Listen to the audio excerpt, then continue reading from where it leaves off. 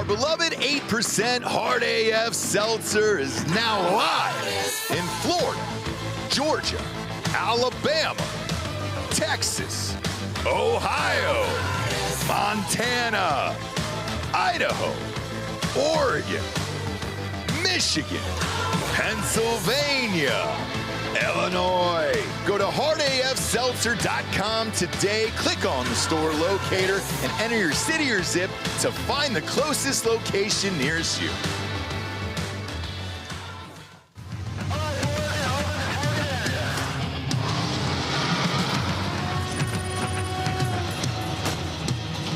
We are gold for energy. Send it. Incoming. Put the money in the bag, man.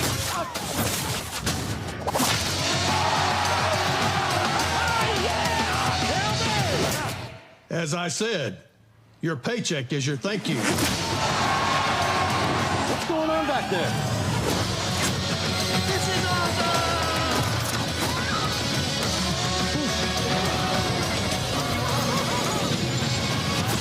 Welcome to Earth! No. Who's flying the plane? Get cockpit. Go. God. Black Rifle Energy, dropping near you. Welcome to Drinkin Bros, presented by OmahaSteaks.com. Yeah, welcome to the Monday Morning Recap, everybody. Brought to you by MyBookie.com. Promo code Drinkin Bros doubles that first deposit all the way up to $1,000. Get off the couch and get into the action today with MyBookie.com. And if you're betting on sports over the weekend, head on over to OmahaSteaks.com. 50% off site-wide on all of their products. Plus, you get an extra $45 off with the promo code DBSports at checkouts. Won a lot of money this weekend and then pushed on last night's NBA fiasco. I sprinkled the money line as well, and I lost that. But I think they should give you your money back when your star player goes down 9 minutes into the game with a torn Achilles during Game 7. Well, so in baseball bets, what you can do is you click must start for the pitcher before the game, and I think there needs to be a thing like bet doesn't count. Yeah, before the game, like if Tyrese Halliburton's Achilles explodes, you just click that box. There was another site, and I won't say who it is, gambling-wise, that did give people the money back. Big one. Big one. That did give the fans the money back. But, man, is this the worst team that's ever won a title? What are you talking about? No, this team is elite. I hate this team. If you're asking hate if it's it. one of the lamest teams. It is, in fact, the lamest team. Yeah, there's not of all time, right? Not one person on the team has a personality. Well, they didn't know how to pop bottles of champagne. Yeah. Nope. Put it on the team. Nope. You said Chet Chet Holmgren. Holmgren referred to pronounced Michelob Ultra as Michelob. Yes. Isn't he from Minnesota? That's not appropriate. He's American. Yeah, that's not. Michelob? We've never heard of Michelob. I think maybe we need to either tariff or deport him. At this point. I agree. I'm going to call Trump. We're out on Chet. We are officially, me and Rob, we're selling at the highest. We're out on Chet Holmgren. You're out on Chet, but let's face it. I think the Pacers win that series last night if Halliburton stays healthy. We at least get probably an all-time great Game 7. Yeah. If Halliburton, because they just needed somebody that could dribble the ball and bring it up in the third quarter. That's it. And not shit their pants. This is the problem here, right? So T.J. McConnell had a great game, which you would expect, but you if you put him in he's too small. If you double, so they were starting to trap him at the top of the key when he was coming off of those screens. And once he gets he's 6'1", right? He's my size. He's not 6'1". No, he's 6 foot tall. He's my size, right?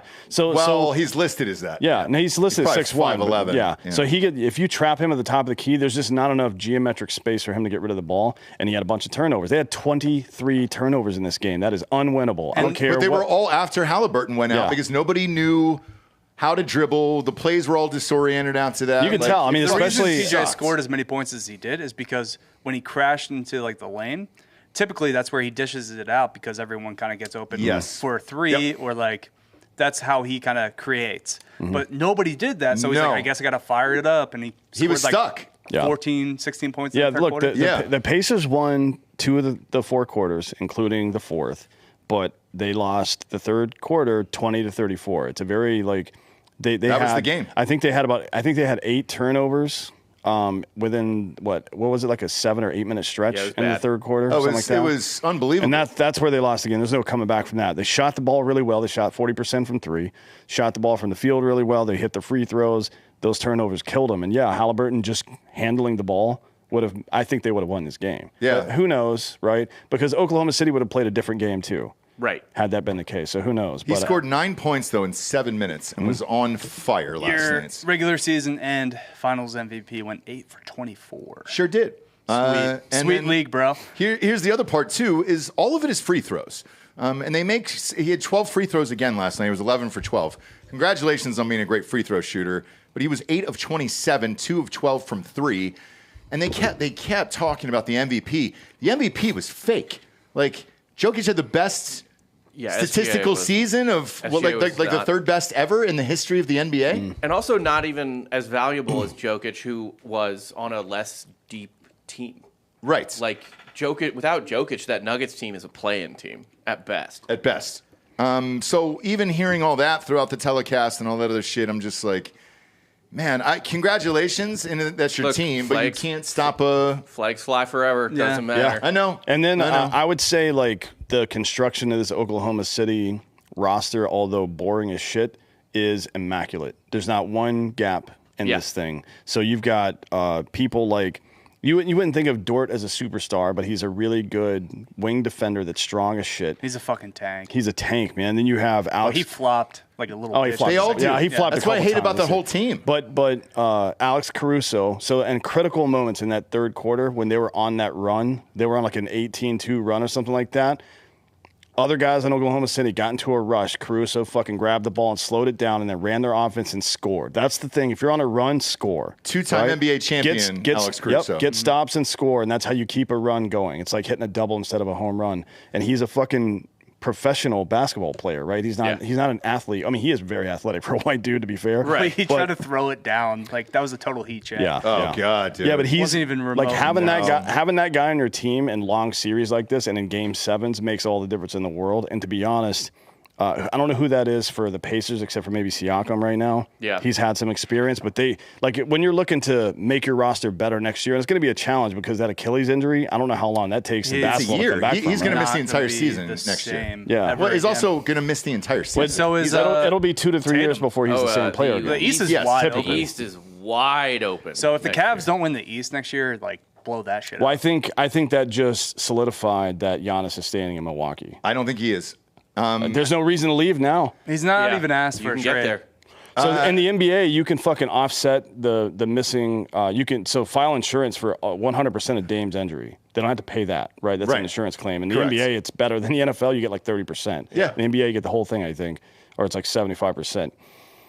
And for the cap, they can offset that, right? Yeah. So they can go out and get a superstar this year and then figure out how to deal with it if Dame comes back in 27, which who knows if he ever. I don't know if he ever cares comes even? back. Right? He's old. He's also torn Achilles. Yeah. So he'll be gone the entire year The next 3 year. torn Achilles were all numbers 0. Tatum will be gone next year, Yeah. all year. He might come back. Halliburton will be gone all late year. March, April, maybe. Look for the rise of maybe. the rise of Paolo Banchero.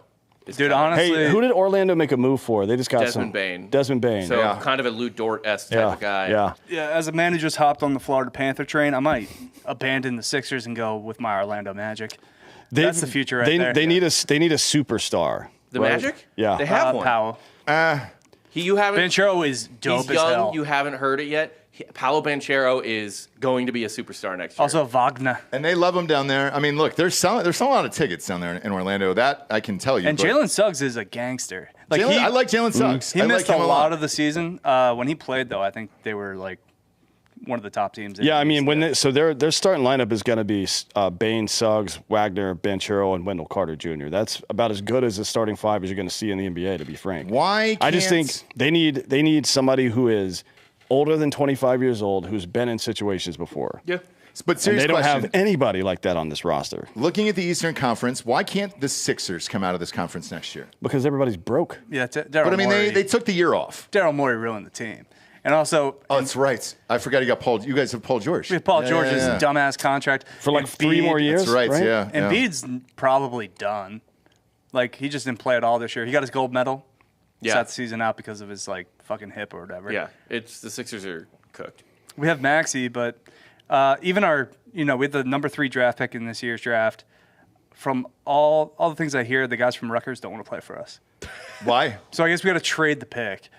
They just don't want to play for Philly. Okay. Yeah. So the only thing that I'm happy about OKC-wise winning this is Sam Presti.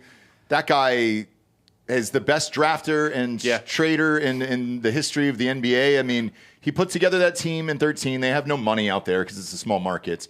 They lose all those guys. He puts together this team with all those fantastic trades, including the Paul George one and all that other shit with the Clippers. And he's a genius. He put together a great team. He does it over and over again just from the draft. They all come up. Very little free agent signings, and that guy finally got his fucking flowers. But other than that, I hate this team so much. The process actually worked. Yeah, the front office should be admired. The product on the court it gets the results you want, but it's fucking awful to watch. Bad. It's bad to watch.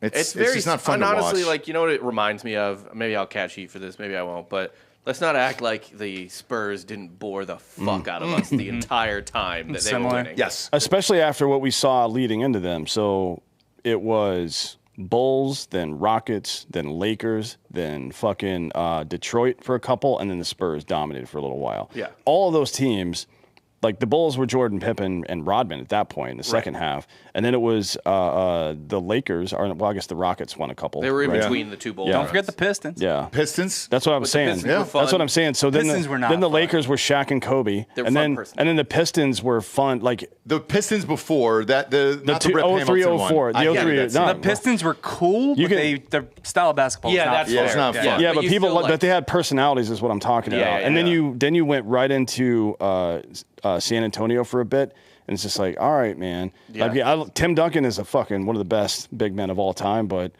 Just puts do you I need to sleep. see that? It's the big You know what I mean? fundamental. Yeah. Yeah, Puts and you Do to I really sleep. need to see that? And then honestly, what was weird is that people would and then people couldn't appreciate the other good thing that was happening at the time because they were too busy whining about LeBron. But at least LeBron, no matter what you think of him and flopping or what he says off the court, like that's someone you want to watch.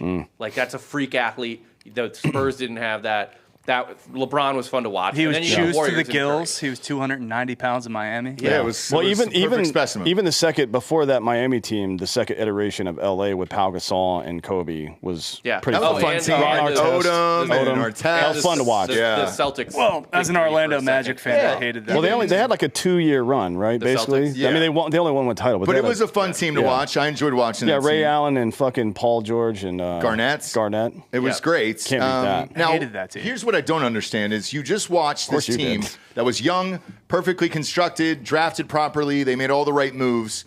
You had that, in my opinion, in the Houston Rockets, and then they fucking blew it up right before this game started by Kevin trading Durant. all their young superstars for a 40-year-old Kevin Durant. Sweet. 5 second-round picks? This year's 10th round pick, Nah. which is nuts to me. You And mean then number 10 pick, not 10th round, right? the 10th pick in the draft this year. 5 second-round picks, and then you trade. Those are useless, really. But Dylan and all your young talent, you trade half your young. Well, you talent trade for this? Dillon because he's past his usefulness for this team. Amin Thompson won Defensive Player of the Year, did he not? Or he was all team. He was first team all defense. Amin Thompson was their small forward. He's the best defender for bigs, in my opinion, in the league. Chet Holmgren's right behind him, just because his lateral movement's not as good. He's not going to get as many steals. But that motherfucker had 6 blocks last night in a big game. Like, when TJ McConnell's coming. yeah, fair enough. Yeah, but still, you got to do the job. So they kept Sengun and Amin Thompson. Those are the guys that they wanted to build around. And they have Fred VanVleet, who is former world champion in Toronto. Had some big-ass games back in the day. And now you've got the best scorer that's ever existed in this game, right? So the question is, can the coaching staff for Houston get Kevin Durant to play basketball? He wanted to go there. He asked for Houston. So he's got no excuses. Yes. If he doesn't play good team defense like he did with the Warriors for those 2 years, that was the best 2 defensive years of his career, and they won titles because of it, right? Also not the same since he tore his Achilles. Right. Yeah. So what do you do there? I mean, why would you trade up? Why would you trade all your young? Well, the good news is you've got picks. You've got Sengun, who's a great low post player who can also pass out of the post, and you got Fred VanVleet to carry the ball. So Kevin Durant can now become an off the ball scorer primarily. He doesn't need the ball to score anymore on this team. Now they still got to play defense. They got to play defense, but their main problem in the playoffs this year was they couldn't get buckets down the stretch. Yeah, that was why they traded Jalen, because Jalen was the guy that was supposed to get buckets. Now, granted, maybe you, I don't know, develop the motherfucker and like let him grow. What is he, 23? But yeah, he's young. Yeah, but like that was the thing. It was like he disappeared when they needed points. Mm-hmm. Who'd they play in the series they lost? Because they were giving him games and they just kept fading. Was it the Warriors? Yeah, they lost. Yeah, 4 straight or whatever it was. Like, I mean, it was nuts. They lost 3 out of the last 4 to the Warriors, and they weren't really close. Well, one of them was close. You got to feel for Indiana, though. They're never getting back. Ever. They will never get back there that again. Was their only chance. And I don't blame Halliburton for playing, because that's your one shot. Yeah. And so you can't sit that game out. Although, do you think they're going to start treating calf out. strains like concussion protocol? Like you have to sit out 6 weeks because you're going to tear your Achilles? Well, here's the conversation we got into last night with some friends of mine was why is this league, today's current iteration, so weak where everybody's blowing out Achilles and all kinds of shit where the game's not as physical? Well, okay, so here's a theory on this, and I actually sent this to you, Dan, a while ago. This is not basketball, but I think it is related. So there's a similar rash of injuries going on in like high-level soccer, like European soccer, and the reason is that movement in the game has increased a ton. It's bigger. It's faster. It's faster, and there's more movement is required, right? So it's not as physical as the Isaiah Thomas Pistons beating the shit out of Michael Jordan. No clotheslining. Like but the amount of movement on any given possession, I'm pretty sure in basketball, because this is absolutely the way in soccer, has increased exponentially. Because they're non-contact injuries. Yeah. So what's happening is on a given possession on offense or on defense, where it used to be like in the Jordan days, there's a lot of ISO ball. You know what I mean? Like not John Stockton. Gary Payton talks about it with John Stockton, like why he hated defending John Stockton. He was like, normally, man, you could take a couple plays off, be like, all right, this dude's got the ball. He's going to try and get this possession, so I just got to stand here in the corner and be cool. Yeah. And he complained. He's like, with John Stockton was always moving, always trying to do something. That's the whole league now. Everyone is always moving. It is a completely flowing game, and so they are just putting more miles on their legs. It's kind of invisible to you. You don't realize it, but everyone's running more, a lot more than they used to, and I think that's why you're getting more leg injuries, more lower body injuries and stuff like that. So you can call the league softer, maybe, like they don't get the hard fouls and stuff anymore, but in terms of on the legs, it's a lot harder. Well, my wife was asking me this last night because she doesn't watch basketball at all, and she popped in for the end of this, and she was like, she said that Chet Homer, and she was like, that looks like that guy's on prosthetics. Mm-hmm. Their legs, it doesn't seem like they're doing, and this is a serious question, it doesn't seem like they are doing any leg workouts either anymore, and all these guys are just stick figures I out think there. that's a Chet problem, not an NBA problem. Durant is the same way. That's just his body, though. He's a And Slim Wemby, Reaper. too. Wemby's Wemby's a stick man. But, but you know what? Giannis was a stick man, and now he's a fucking Correct. god. Huge. He's massive all the way around, like legs, arms, everything. Yeah. How are certain athletes able to change so fast and others can't, I guess? I don't know. I mean, but there's other guys who got Achilles injuries who are not. I mean, like Jason Tatum just is a fully athletic build. Like, not like jacked, but like that is an athlete's body. Sure. Top to bottom, that is a perfect athlete's body. And Halliburton, too, is just athlete, top to bottom. Like, tell us how perfect Tatum's body is. I mean, it's built by emos, baby. It's a sexy body. It is a sexy body. I'll give you that. So you think it's just more movements? Yes. Lateral movements, side to side? Yes, they're moving way more than they ever have. Like, go watch a fucking... And the other thing, too, is... not just in terms of like how much you have to move on a play, but think about how much more they have to do things like close out. Like I was watching a reel the other day of breaking down the NBA Finals, even just 10 years ago. I think it was the Mavs Heat that the Mavs beat the LeBron Heat in versus like the finals today. And like everything is way more around the rim. There's way less 3-point closeouts. There's way less of this like... I mean, the thing that like kills people in any sport is when you have to like sprint quickly all of a sudden when you maybe don't even expect it. You know what I mean? Like you just get stopped one way and have to go the other. Like that's brutal. Yeah, I think it just comes down to everyone's a freak athlete. Yeah. But they are until they get hurt, and that's what I don't get. It's all freak athletes going against each other, so you're doing all these like insane movements that probably the body can't handle. It's almost like baseball now too, right? Like we're hitting a certain point with all our athletic feats where they're thrown so fast that the fucking body just can't hold up. There was a guy I saw who pitched. He's a rookie. He started off 11 straight innings, no hit baseball, first time in the history of Major League Baseball. His arm movement, when you watch that guy throw the ball, because it's so wild, you can tell he's going to tear his fucking. He'll have TJ in 2 years. I don't know if Tommy John any surgery. pitcher in baseball will go their career without TJ. Maybe not. Rare.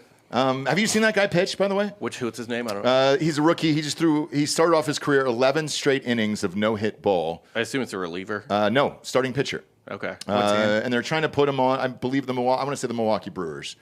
And forgive me, just type in 11 no-hit baseball. But his arm movement, that's it.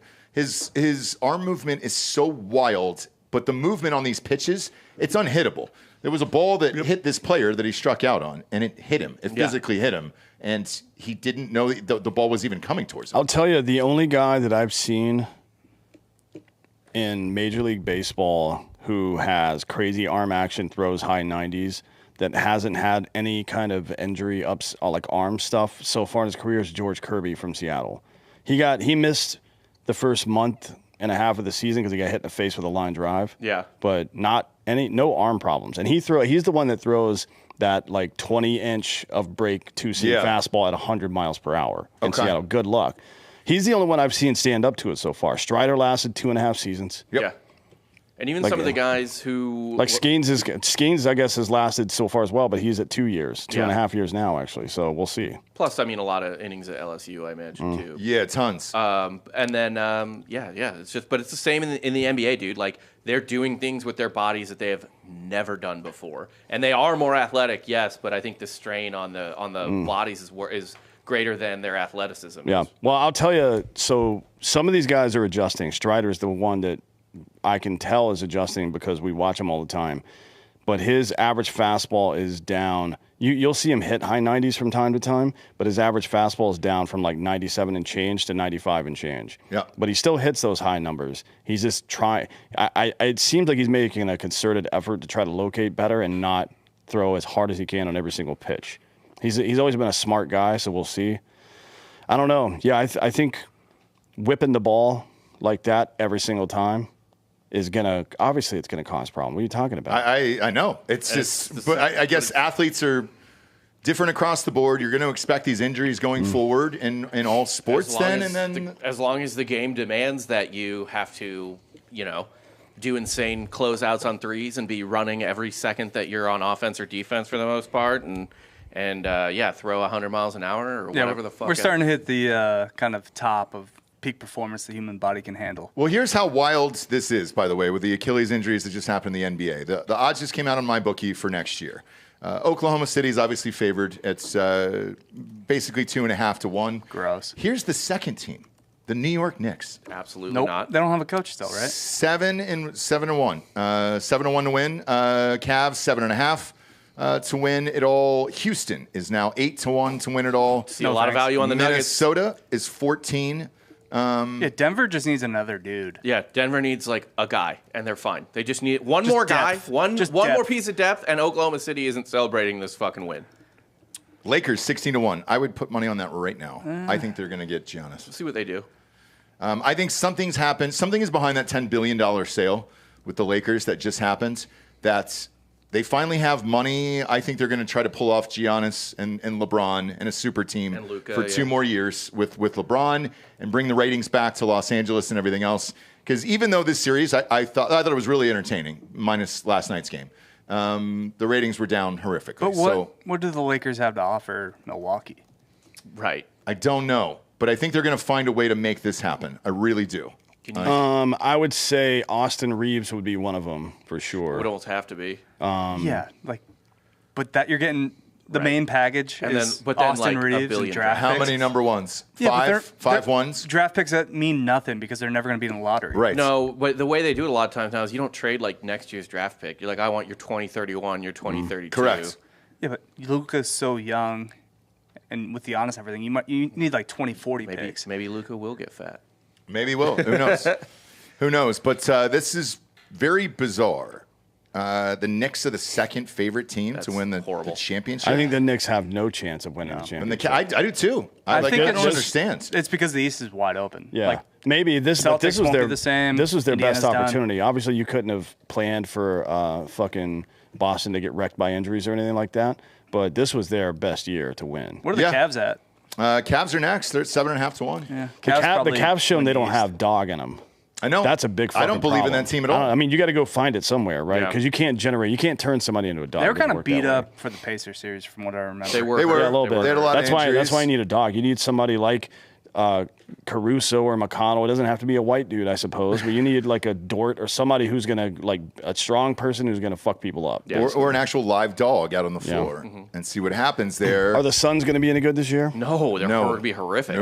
Devin Booker, Jalen Green, Grayson Allen, Dylan Brooks, and Nick Richards. They're 170 to 1 right now. They also have Bradley Beal and Tyus Jones, both who scored like 10 to 20 points a game off the bench. Beal's kind of a cancer. He's washed. He's old. He scored 20 points a game last year. Yeah. No, that's a terrible team. Okay. Yeah. Still scored 20 points a game. No, I know. But it's anybody would. Like, whoever that is. Even McConnell last night had 20 points. Yeah, Beal would do that on the Wizards. The Wizards would never Correct. He did do that on the Wizards. He did. For years. He had that exact same stat Yeah. line, for the Wizards. So, yeah, the NBA is going to get real wild here. And the rumor, I'm telling you, the rumor I'm hearing is LA is going to go all in to build a super team over the summer for LeBron's last 2 years.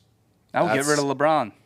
What's that? I would get rid of LeBron if I were the Lakers. I would too, but I don't think that's a possibility. I think LeBron should go to the Cavaliers. He should go back to the Cavs. Go to the Go back to the Cavs. Cavs, yeah. Go win one more in Cleveland and be a legend. Yeah. Like, fuck. So we'll see what happens here. Real quickly, though, we got some sponsors to put this show on the air. Must read. Title sponsor for sports is mybookie.com. Promo code Drinkin Bros doubles that first deposit all the way up to $1,000. Golf show won again this week. That is, if you're following here, you picked the first round leader the week before. I picked the winner this week with Keegan Bradley, 35 to 1. That was $3,500. And there was about 40 to 46 listeners who bet on that. And dude, that show you got to tune into, man. We've had a decent year so far. I want to say total 5 or 6 wins, somewhere in there, between first round leaders and actual wins. So I think 4. Yeah, 4. Yeah.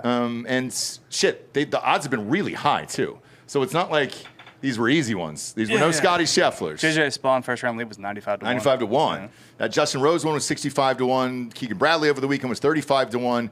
Fucking awesome, man. So it's been great. And then college football is coming up. I want to bring this up after the advertisers here, because you can already bet on the over-under of wins for your team, conference wins, all that other stuff, and it's going to be fun. We're also going to need you guys to go heavy on Texas State and let us know how many wins those guys are going to get, because we want them to do well this year. GJ Kinney's the Bobcats. my boy. Okay.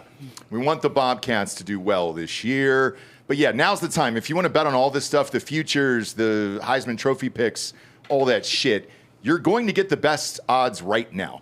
Once the season cranks up and you can actually see these teams, dude, the odds are going to shrink on this. So if you have your team locked in for the fall, go ahead and bet right now. That's what we always do. Usually mine's pretty late at night, and I'm super wasted, and I make these picks for myself that I bury way down deep inside, and then I release them on the pre-prediction show, which will be coming up in August, and it'll be fun.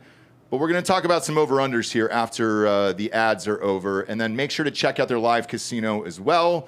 That is Hot Bob and Delco Dan playing blackjack against live dealers. That's the beauty of it. So if you play poker or blackjack or roulette, you're actually pumped into a casino. So you're watching the dealer live. They mute the buttons so you can't scream at them, but they will smirk. They'll change out dealers. They'll do all the stuff as if you were actually sitting in a real casino, and it's not some bullshit fucking algorithm or computer that's just kind of spinning the wheel around on roulette or something like that. Head on over to mybookie.com. Make sure to use that promo code Drinkin Bros to double that first deposit all the way up to $1,000. Next up, we got OmahaSteaks.com. We're going to have the big steak off here, D'Anthony, on Sunday nights. Right. The Great American Steak Off here. who's in it, and what time are contestants showing up? What time are we going live? I don't know what time we're showing up here. We got a production meeting after this to decide all that. But the contestants are going to be Justin Governal, who's also going to be on. Build the wall, Governal. He's also going to be on Drinkin Bros tomorrow. Oh, is he? Yes. Okay, awesome. To talk about his little he's a protester, paid protester now. Yeah, he sure is. Second contestant, a second Mexican, Zeus. Two Mexicans. Zeus Almironesio. Yeah. If he doesn't win, we cook his kangaroo. Mm-hmm. Yes. I don't think he's going to bring it, unfortunately, because he's flying in from. I think he's doing stuff with Chuck right now. Liddell? Yeah. Okay. But I think he's flying straight into. You're telling me a second Mexican has hit the building? Yeah, dude. And then the third guy is basically a Mexican, Uncle Laser. We'll see. We'll see if he's up and at him at 4 o'clock in the afternoon or 5 o'clock. I think he can make whenever 4 it's p.m. I hope so. But the steaks will be provided by omahasteaks.com. What are we using? Fillets and strips? Yeah, fillets and strips. Okay. That's what we'll be using. We're going to use Rectech grills, the best smokers grills on the market, in my opinion. Yep. They're the best I've ever fucking used. Yes. Quite a bit better than their competitors who you see all over the place. Uh-huh. I mean, Mine's fucking Traeger shit the bed, it dude. sucks. I'm saying markedly better. The tech on it, the metal's way better. I don't everything's get better. it. So we're going to be using 3 different versions of those. We'll promote those on the show. The new Dual Fire 1200 that's out. is Fuck dope. yeah. Cooking with And then a couple Omaha other ones. steaks. Yeah, 4th of July Yeah. sale. You can get 50% off site-wide at omahasteaks.com. Plus, our listeners get an extra $45 off on top of that with the promo code DBSports at checkout. It gets shipped right to your house. It's amazing. Our shipment just came in 2 days ago. It's in a huge styrofoam cooler. It's also shrink-wrapped, which is nice. So, like, nobody can get inside that fucking thing.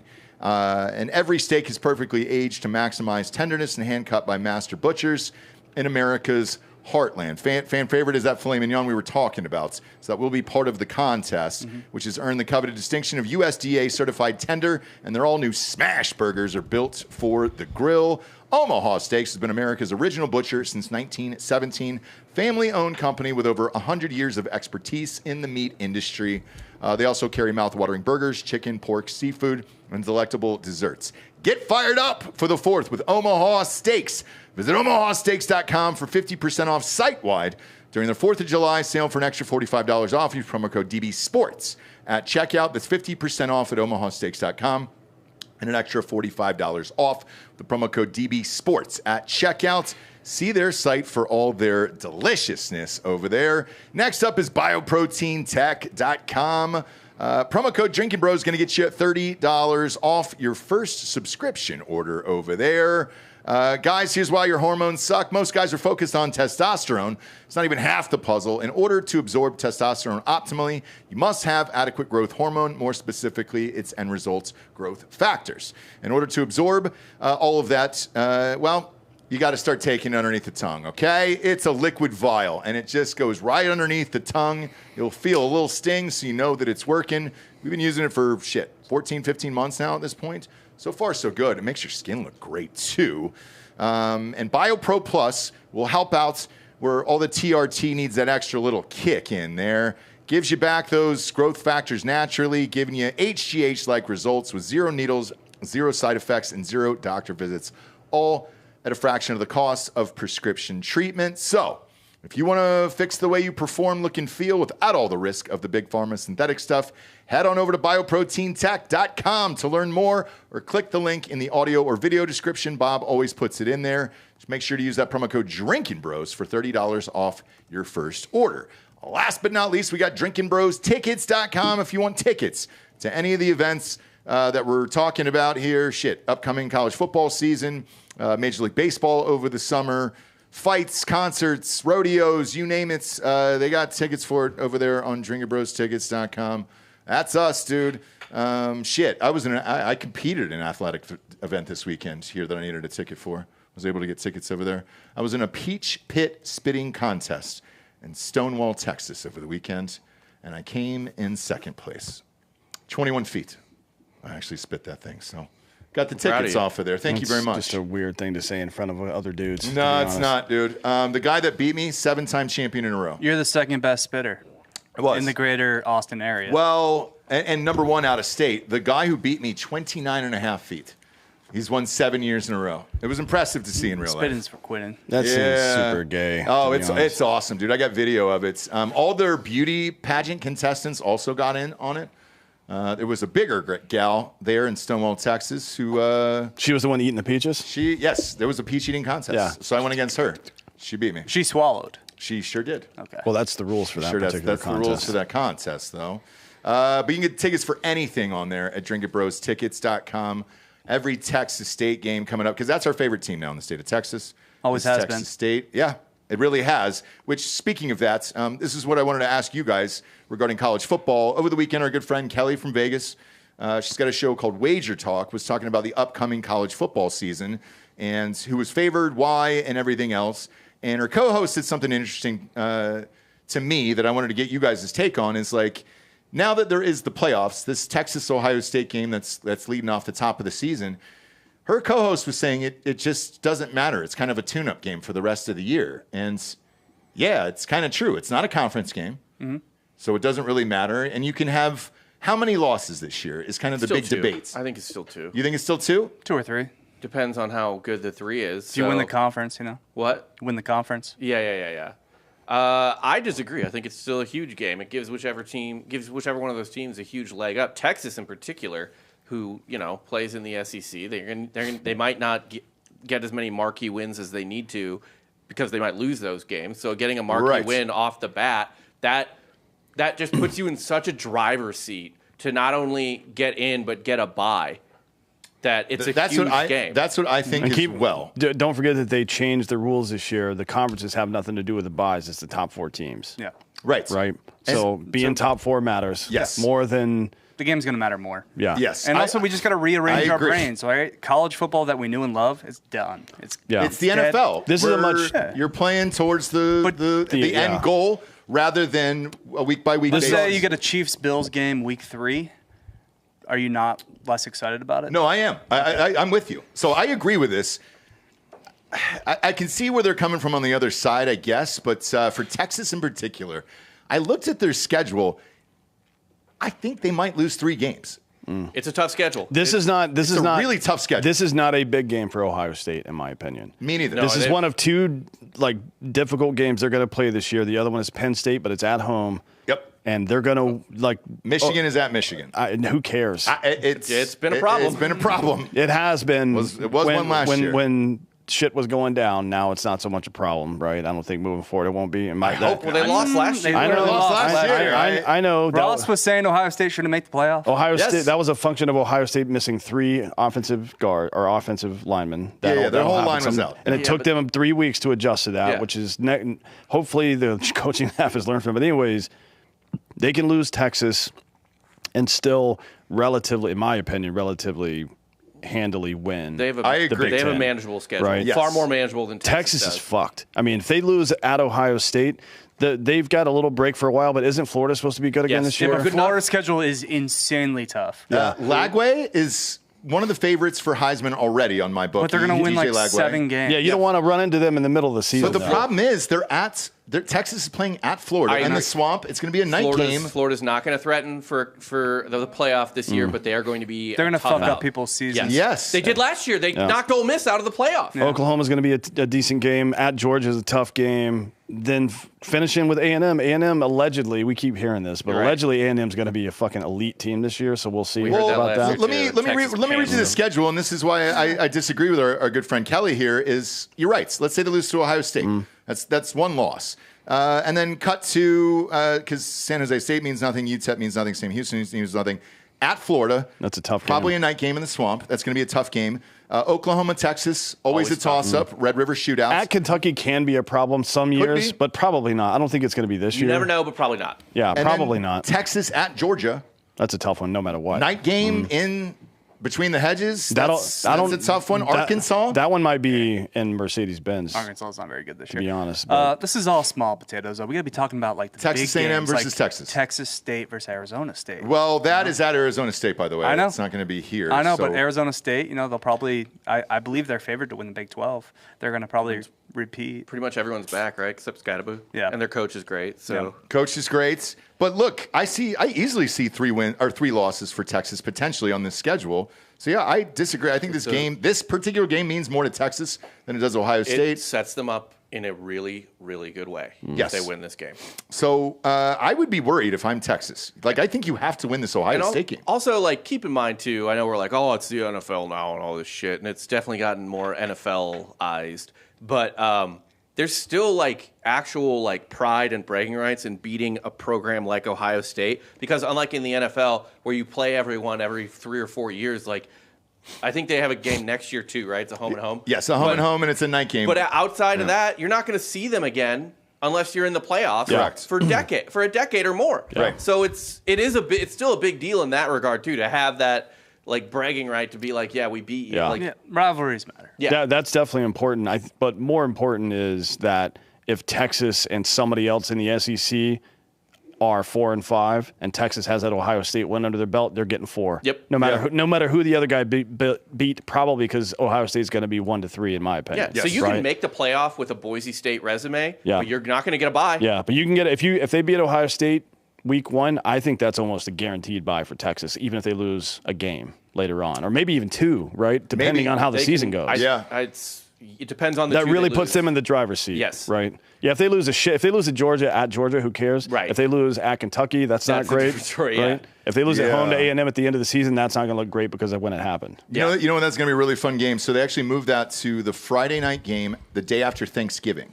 So Texas will play at home against A&M. Oh, that's the 28th. That's dope. And that'll be a blast, man. For a Friday night game, what more could you ask for? Wait, which one of these? We're going to Troy. For Texas State? Yeah. Gotta be JMU. I'm telling you. Oh, JMU. That's James right. Madison's the game. Yeah, it's JMU's That's gonna be the best game at We're waiting home to see they what have. time it is. Okay. What week is that? No, it's 6 o'clock. That's 6:30. It's a night game? And it's Yeah. October Let's 28th, go. so it's going to be perfect weather. Halloween weekend. Beautiful. Yeah, dude. Let's go. But yeah, looking at this, I mean, with Texas, shit, dude, that's a tough schedule, man. I think they have to win week 1 or they're fucked. They'll be fine. But if you're saying 3 losses, you're not in. I think I didn't say that. Rob If said they that. get 3 losses, I think 3 and losses still gets in. don't make the conference championship game, it would their destiny is not in their own hands. I think 3 conference losses, you're out. It just Yeah, depends. for sure. It just depends. Yeah. It depends. I'm saying if they have 3 losses, no matter what the 3 losses are, they do not control their own destiny. We are back- They're at the fate of the committee. Yeah, we're back at the BCS era now. Yeah. Whether we wanted to be or not. I know. Yeah. You know what I mean? degree. Instead of them, to a degree, instead of them deciding who the natty champ is, they decide who gets to play for it. That's the only functional difference, right? I mean, I personally respect the Coley Matrix and the BCS Yeah, I know you as do. a Coley Matrix champion. I don't even care about this. I know you do. Speaking of college, though, LSU won the College World Series. They dominated Coastal and just played great. I mean, it was a great series, even though it was 2 games and a 2-game sweep. Yeah. Still a great series. Well, Both first teams game was played 1-0. well. Yeah. Arkansas shit down their leg. The second game, LSU put up 4 on the best pitcher in college baseball, maybe like at least a top 2 pitcher in college Well, the baseball. other one might be the guy for LSU who pitched game 1. Game 1, yeah, he's probably the best. I mean, I guess he's got the resume now for it, but they gave up 4 runs and they only gave up 2 more for the rest of the game. So like Coastal Carolina is a fucking powerhouse team to be able to compete year after year. I mean, look, LSU is SEC, and they're the best in the SEC, and that's the best baseball conference that's existed ever, in my opinion. SEC is baseball only and basketball conference too. Yeah. The Big Ten is the football That conference. It is the is, correct. SEC's, I think, 6th straight baseball championship. Do you know how I know Well, no, that? didn't Coastal? Oh no, that was They 18. won in 2016. Do you know how I know that? Oh, They've- 16, My yeah. bookie's got odds just to make the playoffs. To the playoffs. Missouri Tigers are already listed. No to make the playoffs at minus 1,587. Lay it. That's how Play it. confident they are that Missouri will not make the playoffs this year. Why wouldn't we be favored to not make the playoffs? Most teams should be favored to not make the playoffs. Yeah, most teams are not going to make the playoffs. 12. What's UCF's odds? Because I'll lay that too. Wait, no, is it 12 or 14 this? Is it going to 14 or some shit? Still 14, I think. No, it's 12. You're talking about for It's going to go football. 14. It's going to go 14 next year. Oh, Yeah. it's next Rob year. doesn't okay. even know. I don't know. Well, so here They're kind of making it up as they go. Well, you take Ohio State. They're minus 330. Yeah, but so, Ohio like, they're State in. is Ohio Penn State. Functionally speaking, Ohio State is competing against Penn State and Michigan, And no one else. And Texas. Whereas no. No. Texas is in SEC, right? Well, That's what I'm saying. But if they lose 3 games, yeah, but the schedules don't do that, right? So they're not playing cross You just gotta schedule win that your much. conference. You mostly just got to win your conference with one of those teams. Missouri has no chance to win that conference, like literally no chance. It's a more difficult conference to win. Yeah, like I don't know who's on their schedule, but they got to get past Texas, Georgia. I don't think Tennessee's gonna. Well, we don't know. Texas they is lost at their fucking minus quarterback. 360 but right now. Alabama and LSU, if they come back and they're good, South Carolina's been having some good seasons. There's a lot of stuff, You're sounding and like- A&M. You sound like Pavia. Just SEC's a better conference. It's harder. It is. It's It's quite nuts. a bit. I'm sorry. It's Who's quite won a the bit last better. couple national championships? It's Is it Big Ten? It's deeper for sure. Like there's not that many good teams, and you got Oregon. We don't know about Washington yet, but Oregon. I think USC is going to be on the Yeah, up maybe. and up. Yeah, we don't know that. They had a really good recruiting Zero class. stock in Lincoln Riley. We Yeah. know you hate Lincoln. It's a defense thing. It's a defensive conference, and I don't know that they've got it. And they there, brought but- over the defensive coordinator from UCLA. Yeah, we'll see. There's 3 He was teams- really good the last 2 seasons. There's 3 teams that are a threat to make the playoff in the Big Ten. There's like 5 or 6 in the There ACC. might be 4 if Michigan somehow does. It's still Michigan, right? Right. I don't think they will, but yeah, at least 3. I think for Michigan sure. will be back. I don't because of their quarterback. I'm hearing he's having some problems. And it's all going to come down to that for Michigan. Same thing with Penn State. There's going to be a lot of like 21 to 14 games at Penn State this year. Nebraska is going to be back this year. Everybody's all in on Aller, though, for Heisman and all the things, man. Look, you and I saw the same thing. I use the know, power so of did I. human sight. You can't sneeze at here. Minnesota. Even if Aller's like fucking mid, like Penn State, again, just by the Oh, they'll win strength 9 of or 10 schedule, games, Like yeah. they're gonna be Yeah. a 2-loss team at worst. At worst, yeah. Like it just that is what They're it is. in. And there's They're there's maybe 1 or 2 teams in the SEC you could say like, oh, they're totally only going to lose. We're talking about Texas maybe not even winning Yeah. 10 games. Yeah, it's I not. know. It's because of their fucking schedule. It's not even close. Like Yeah. the depth of these 2 conferences is not even close. Who's the Here's worst a- team in the Big Ten and who's the worst team in the SEC? Obviously, Mississippi State's the worst team. Northwestern is, and who's the Northwestern of the SEC? Maybe Mississippi State. Rutgers is in the Big Ten, well, my friend. Vandy is the Northwestern. Rutgers of the is SEC. not bad. They're not terrible. They're- They're They not got terrible. Shiano. Yeah. They're Shiano men. They They've play got a very hard style of football. where they just Purdue, run out the clock. Rutgers, There is some- Northwestern. Purdue is probably the worst team in the Big Ten. Northwestern. Now, which is Northwestern every sad. 4 or But 5 Barry years will Odom's have there. a team. Yeah, Yeah. Odom's not Barry going to do it year 1, I don't think. But No. who knows? He brought his whole staff from UNLV over, and he's a good Yeah. He's a great defensive And coach. you can flip a team in 1 year now. Yes. Yeah. Arizona That's true, State was yeah. able to do it. Yeah. Well, they had a pretty good core before that because they had a pretty good season 2 years ago. But SEC worst team we thought was Vanderbilt. Clearly not. Well, it's Mississippi State. Mississippi Levy State now. is probably going to get fired this year. I thought it was going to be Vanderbilt last year. Pavia, Or baby. one of those 2, Yeah, but now Pavia's who still knows? there. Who fucking No, knows? he's I know. I he's still know. there. He lost his bid to play another year. The quarterback for Vandy. Yeah. Yeah. Oh, he did? Yeah, he lost it. That sucks. Why is he talking shit then? He's talking shit. You know? What are you Well, gonna do? I think he was trying to sue the NCAA. Like, I think he was in a lawsuit against. But he was talking shit about the Big Ten.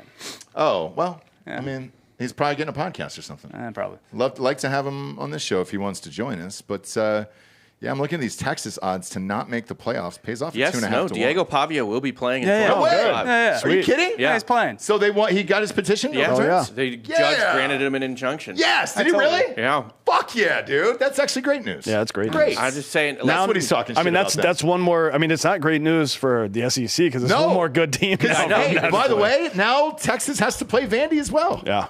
Yeah, but it's Vandy. I mean, Yeah. That kid, though, I believe in, where it's just like any. he's the TJ We ended up McConnell watching like quarterback. 6 games of him last year, which is nuts, Yeah, dude. he was fine. Penn State, on the other hand, has, aside from Oregon and Ohio State, which those are good teams, Oregon coming into Penn State for the whiteout game is going to be tough. But aside from at Ohio State, Penn State's schedule is pretty fucking soft. I think Michigan State's going to be better. Fuck it. Michigan State's going to be back. I think they're going to be pretty good too. I'm going to say no on that. We'll discuss it during the pre-prediction show, but I'm Yeah. going to hit the line now just because it's there. Get some And now that juicy Pavia is odds. back, that's another tough game for Texas. I think Penn State, week 4 is Oregon for them.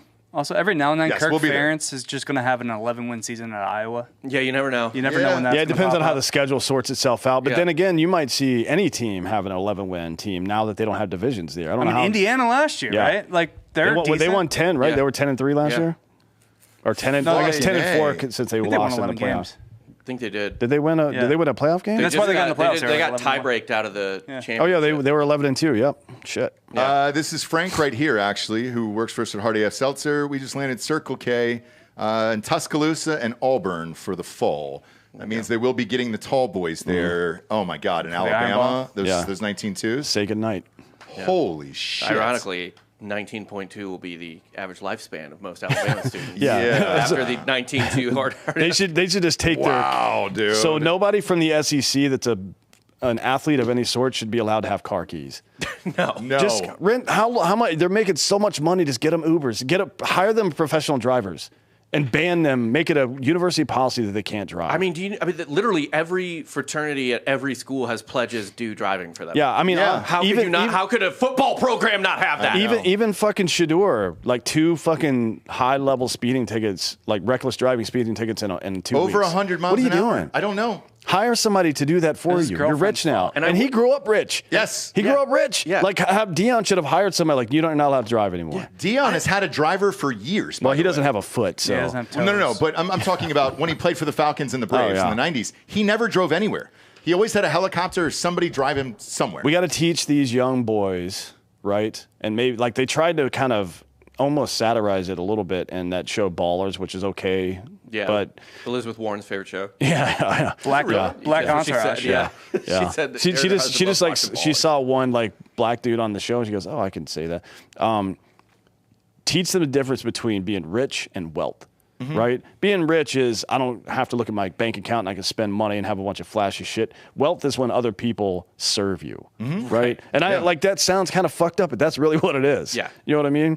Why the fuck are you out there driving and putting your $100 million career probably at risk? What the fuck are you thinking? I don't know.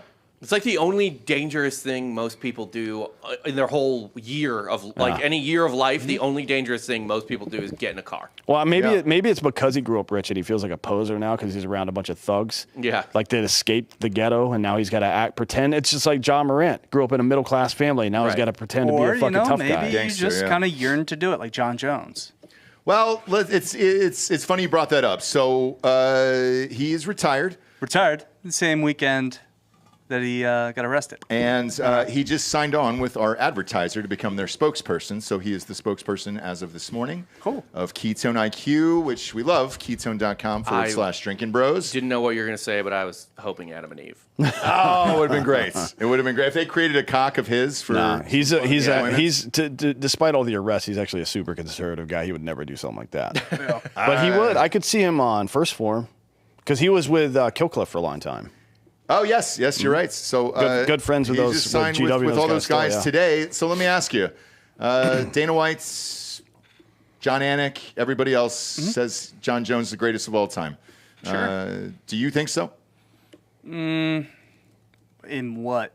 Like the lightweight? Yeah, his greatest lightweight ever. Greatest. They're saying greatest mixed martial artist in the UFC history. I mean, he's 1 or 2. Yeah, you can't compare people one across weight classes usually or across time periods. I agree. It's like the Hall of Fame probably.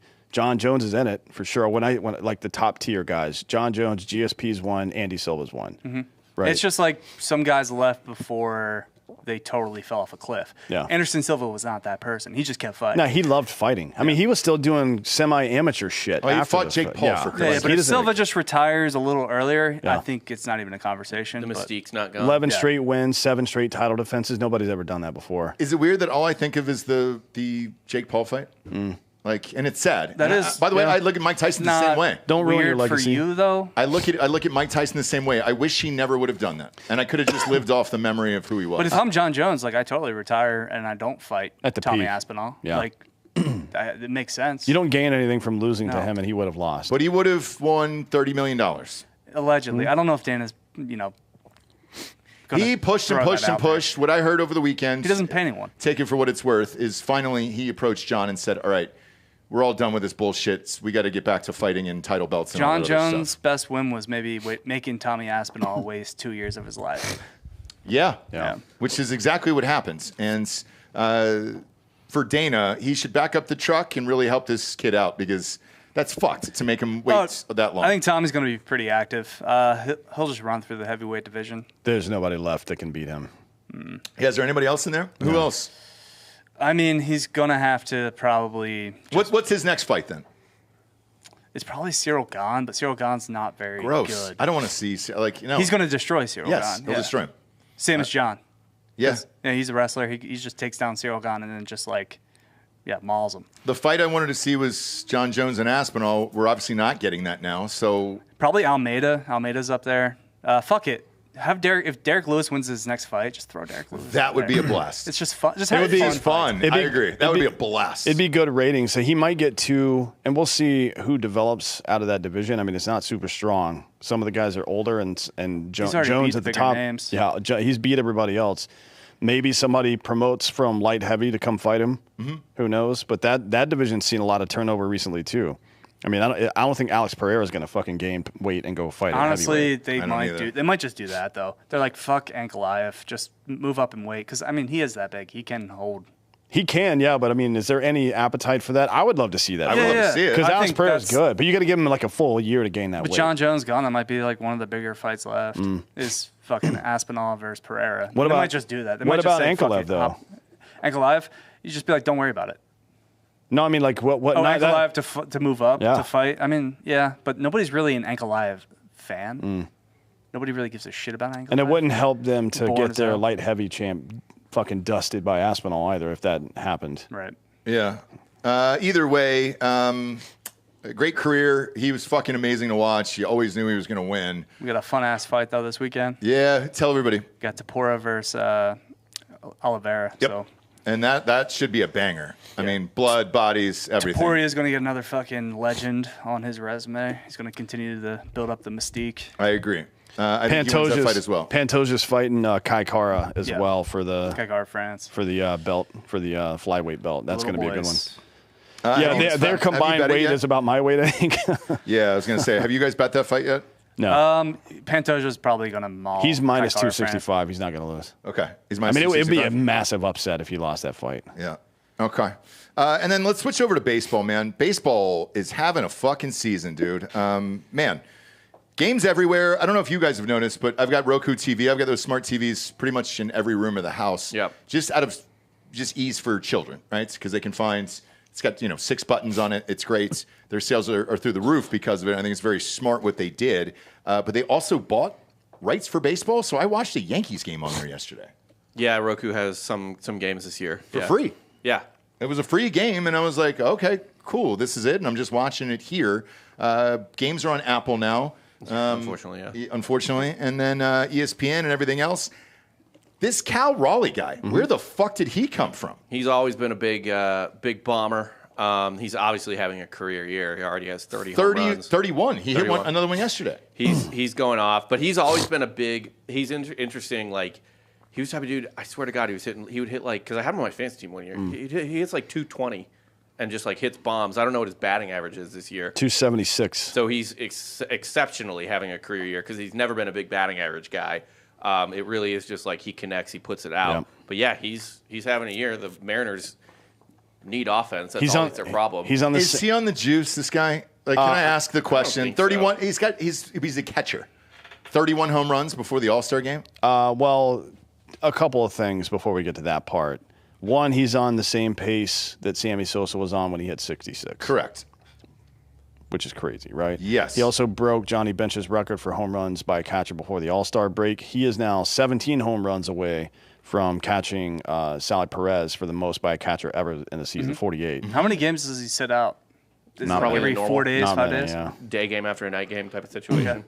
Yeah, he's done it in fewer games than most people, I would imagine. But how? That's what I love. He's always had a big bat. Like he's always been a home run. Yeah, he hits in like 130 games or 140 games, and then 1 year in 135. Actually, he played 150 last year, I think. He played 153 last year, so they're sliding him into DH. And you have to with a guy like that. Yeah, he's a 30 home run guy every year. Yeah, I mean his last couple of years, obviously he already has 30, but these are all 31. These are all of his full seasons. But he's in his prime now. Yeah. He's 29. Yeah. But literally his first full season, 27 home runs. His next season 30, next season 34, next season 31. Now the question is he a good defensive catcher? Yes. Very good. Yes, actually. he is. Yeah. I was gonna say why waste him? Just put him in the DH at this point. No, he's an excellent defensive. He's guy. literally 28 years old. So, yeah, he doesn't turn 29 until the season's over. Well, I mean, they were talking about it with Joe Mauer, right? Like, put him at first base before the DH. Yep. Right, but he was injury. Yeah, well, the only reason they didn't is because Morneau was over there already. Yeah, that too. But it took him a while. If Morneau, they should have. Morneau won an MVP in one of those years, so you couldn't really get rid of him. But they probably should have moved him, or moved him to DH or something. It just didn't work out. But yeah, regarding the Juice, he's having a career year. 31 home runs. He's also entering his prime. He's striking out at a lower rate than he usually does. He's on pace for more games this more bats because they've been using him more in DH this year than he's ever had, and he's down about 10% on his strikeouts. Maybe he's just seeing the ball better. But that is one of the functions. Eyesight is one of the functions of anabolic steroids. People never talked about this during the Barry Bonds era. It's like, oh, you still got to hit the ball. Yeah, well, when you turn your vision from 2020 to 2010, that helps. Right. And that's exactly, it doesn't have that drastic of an effect over that short amount of time. But when you're using, when you're increasing your HCG and testosterone levels plus your IGF-1, your human growth hormone levels, then your vision gets better, markedly better. And also, even if it gets just like it doesn't go from 2020 to 2010, even if it goes from and by the way, Barry Bonds probably had better than 2020 vision already. So the average, fun fact, the average eye vision of a Major League Baseball Hall of Famer since it's been tracked is 2015. Oh, wow. They have the best vision in all the sports. People that are great hitters specifically. Yes. Like Shoeless Joe Jackson. Well, we don't know about them, right? Well, allegedly, he had the best vision there was, and that's why he was so great. maybe. The story of, here's a great example. He used to stare at a candle or something? Maybe, I don't know. But here's a great example. Listen to softcore history, from history. Ted Williams, allegedly, 2010 is supposed to be the best human vision possible. Allegedly, his was even a little better than that. And one of the reasons they figured that out, aside from him being a brilliant hitter, is that in the Air Force, he could see planes coming before his wingmates or whatever could. So, he would see a enemy North Korean or Chinese or whatever plane coming, because he served in World War II, but he flew in Korea, really. He had better sight than all of his other pilots, who also, by the way, have to have elite. 2010 vision is called pilot's vision. Yeah. And he could outsee them. Yeah, mine is, so I got surgery in the Army. Okay. If you're in the infantry or special forces or anything like that, they'll give you eye surgery and make your vision good.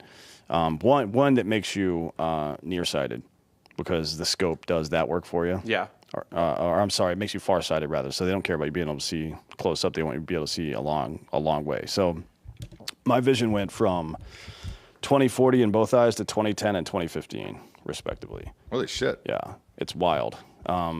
And then you can, I don't know why every baseball player doesn't do this, whether you need it or not. You have to wait until you're 25. That's a problem, right? Because your eyes don't stop growing until then because of HGH plateauing and shit. But I feel like Did you get LASIK? Yeah. Well, it's PRK. It's a Okay. different type, but yeah.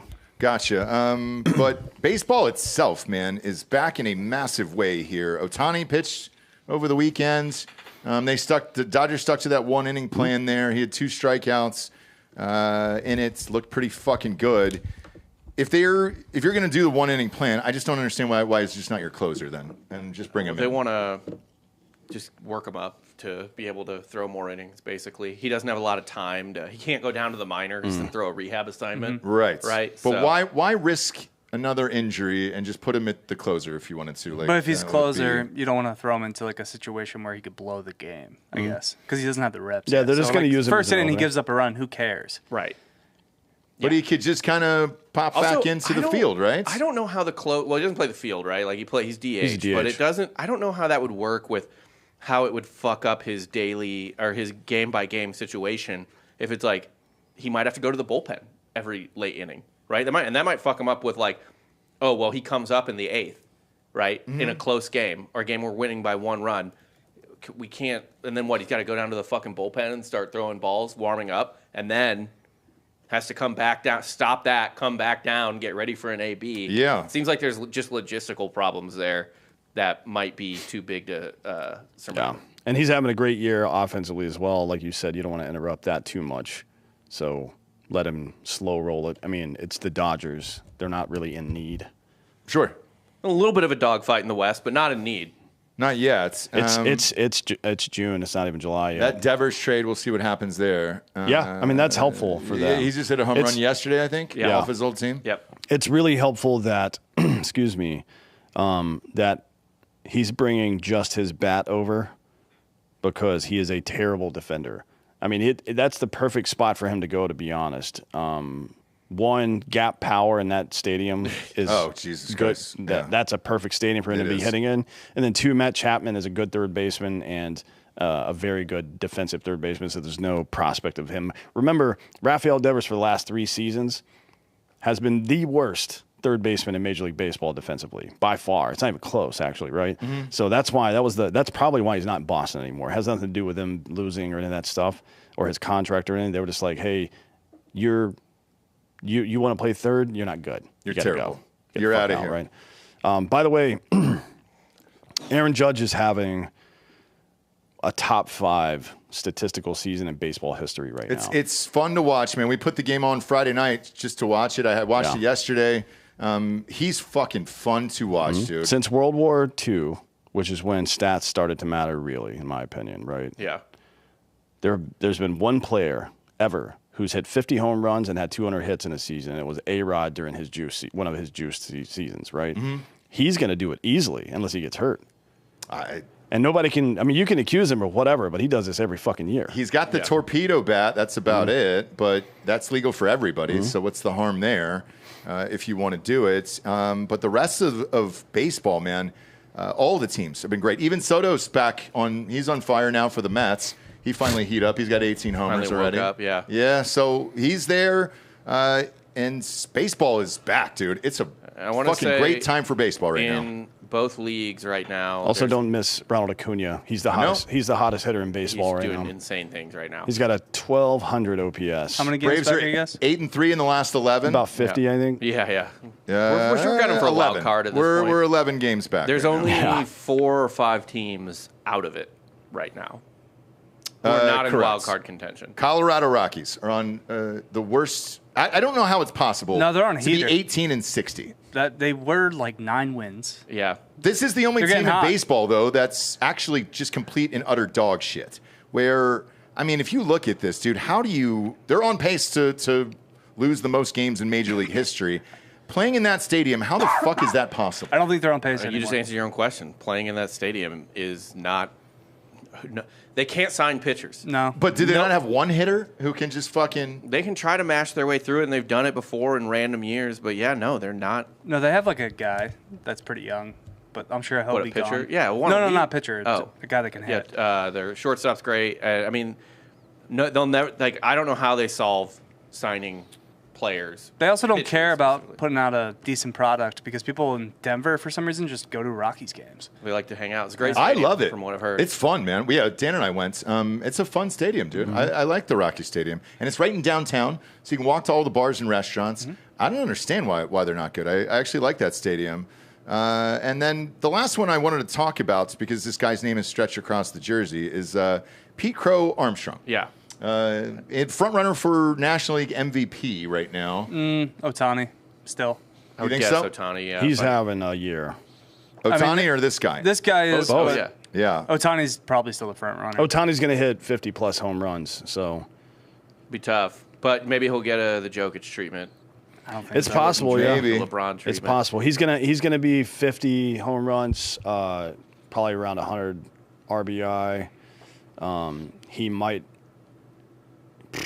But PCA plays really insane defense. He Yeah. does. Yeah. He's the best he's defensive great. center fielder there is. But even shit, by the way, over the weekend I saw a Ohtani commercial in English. So apparently he can speak English now? Yeah. Interpreter Amazing, isn't it? is the fall guy. Yeah, exactly. Before we get off the air here, let's see. Prosecutors are seeking a 5-year prison term for Wander Franco. There's finally an update on that case. So, Yeah. He has to be in jail until she's an adult. which is 5 years. Nailed it. Where's that also- chain at? Do we have that chain, right? Oh, yeah, I've got It's somewhere around here, It's yeah. over here on my side. We ever buy that jersey? It's probably not available anymore. No. We sent it out, I think, to a listener last year. Winner got it. Yeah, like a year or two ago. jersey, I mean, this happened like 2 or 3 years ago at this point. The Wander Franco thing. This is 2 years. But also, Chris Middleton just signed with the Wizards. Get your bag. $33 million.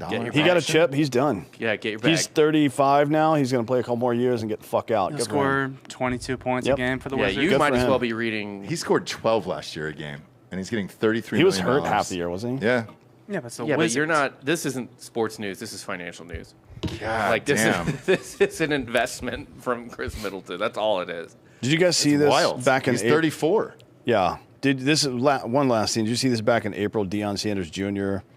tweeted, got to get the hood donuts almost every morning. If my donuts don't come in a plain white box, I don't want them. And then Deion responded, you're a Huxtable with $1 million trust fund. Stop with the hood stuff. Did he really say that? Yeah. That's great.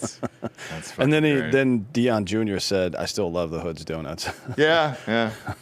The Hood Chicken's also great. We had that. I like that. Murder Chicken, yeah. I like Chicken that. was great. Huxtable is a pejorative in the black community. Oh, yeah. Still, to this day. Really they did a whole funny. documentary on it. Yeah. On Cosby. Like, shut up, you fucking Huxtable. Exactly. And then last but not least here, Keegan Bradley, PGA champion for me this weekend. Gutted for the lad, Tommy. My God, dude. Tommy Fleetwood, maybe one of the biggest collapses, biggest choke jobs. We all saw it recent coming. golf memory. And I had Keegan Bradley and one in regulation, which I was shocked about. Yeah, the Mongolian reversal. God, where, that was great. He not only missed the putt for par, he then gave Keegan the read for birdie. Yep. Just didn't even need the playoff. That was so great for me. 35-1. Thank you so much, Keegan Bradley. And now Keegan's he's going to play on the Ryder Cup, right? Stirring controversy because he's the captain, and he said he would not pick himself, but he might have to. He's like 6 or 7 best for the United States. I think he's 9th now. Okay. But so top 6 automatically qualify. I think he still needs another win to like surpass some of the people that are ahead of him, which he honestly, if he's on this heater, he could do. But it's going to come down to like, will he pick himself? I think as a captain's pick. I think everybody else is going to have to push him into it. That's just my guess. You still need one more win, though, to actually take your father to see this. Yes. Does the JJ Spawn thing not count? No, it doesn't. It doesn't. It's it's actual 95-1 win. It's actual wins. And does 95-1 not count? It's a first round leader, yeah. But we pick wins for the show. Why don't you take that money you won and buy tickets? Yeah, that's true. That's true. I'll pick a winner. I'm gonna probably light more money this week on fire with Cam Young. God, there's no way you're doing that again. I'm gonna do it again. Even Holloway was just like, there's no fucking way you're betting on Cam Young again. It's the Rocket Mortgage. God, he can win the Rocket. He Mortgage. can't win anything, dude. Don't do that. Don't bet that. And then join us over here on Drinkin' Bros Fake News. We'll be live in roughly 10 minutes. That's going to be a fun one, huh? A couple things happened over the weekend, which we'll chat about there. Some local stuff, too. Yeah. HB3, let's go. Let's fucking go, dude. So we'll get into all of it here. And then the New York thing, too. The final poll just got released for the primary tomorrow in New York. And that guy is favored to fucking win. Over Cuomo? Yes. Mm-hmm. 52-48. We will He's get just doing into Italian that. stuff. We will get into it on Fake News, so join us over there. Big show today. Holy shit. We wanted to give it a little time here because aren't they firing away against us right now, D'Anthony? Who's that? Iran at our bases. That operation has concluded. Yeah, with a little nudge. Hey, we're going to shoot your way. Yeah, we'll get into it. Okay. Join us, kids. In the meantime, rate this show a 5-star and comment it on Spotify. Sports videos, they're all there now, kids. So every single sports show will have video on Spotify. We signed that deal across the network. So you can watch this show on video and listen to it on audio on Spotify. Then head on over to iTunes, who has nothing in sight as far as video, from what I'm told. So, yeah. I was wrong the other day on this show, and I don't know what iTunes is going to do. And Spotify has now surpassed it, and so is YouTube, as far as podcast listening and watching. So that's interesting. So hit up Spotify first for us. We appreciate it. For D'Anthony, Holloway, Delco, Dan, Hot Bob, I'm Ross Patterson. This is the Monday Morning Recap. Good morning, everyone.